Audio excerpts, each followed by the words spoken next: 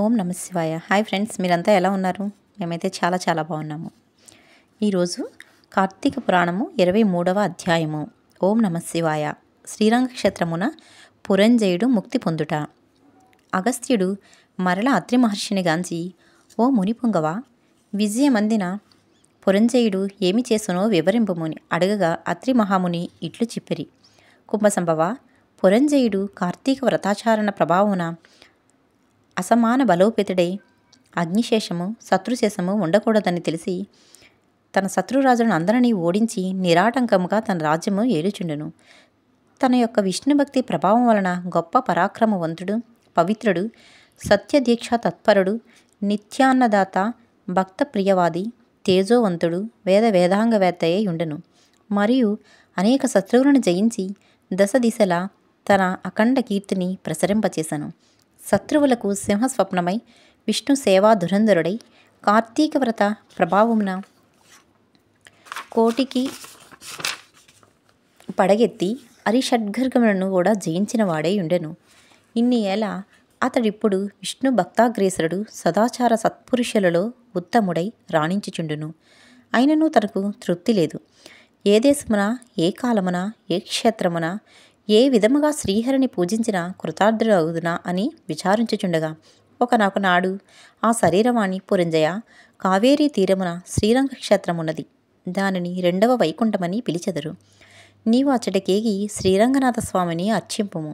నీవి సంసార సాగరమును దాటి మోక్షప్రాప్తి పొందుదువు అని పలికెను.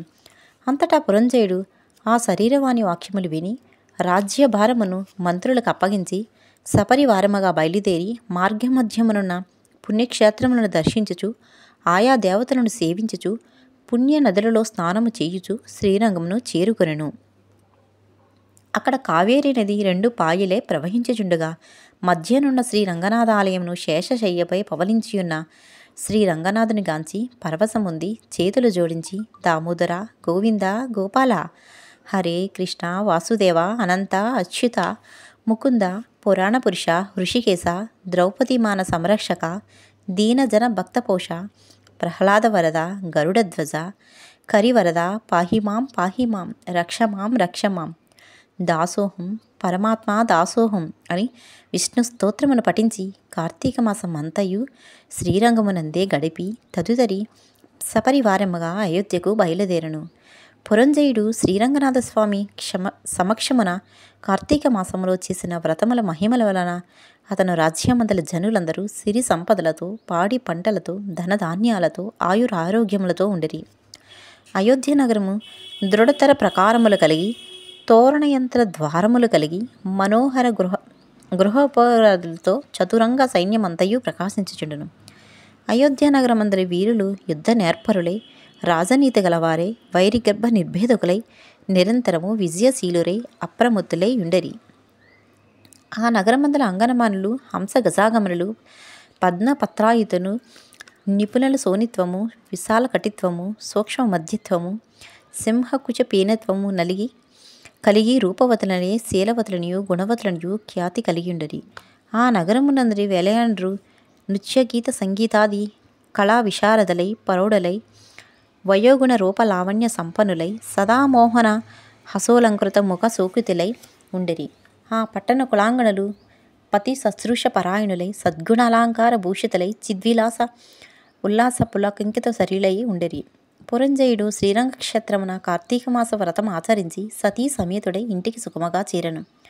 పురంజయుని రాక విని పౌరజనాదులు మంగళవాద్య ధ్వనులతో ఎదురేగి నగర ప్రదక్షిణ చేసి అంతఃపురమున ప్రవేశపెట్టరి.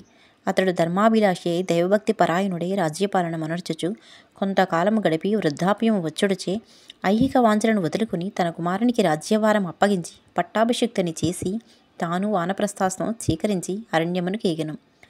అతడు వానప్రస్థం ముందు కూడా ఏటేటా విధి విధానముగా కార్తీక వ్రతం ఆచరించుచు క్రమక్రమముగా శరీరమనుడిచే మరణించి వైకుంఠమునకు పోయెను.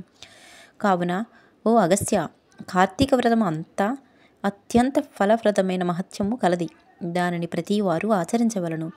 ఈ కథ చదివిన వారికి, చదివినప్పుడు వినువారికి కూడా వైకుంఠ ప్రాప్తి కలుగును. 23వ రోజు పారాయణం సమాప్తం. ఓం నమ శివాయ.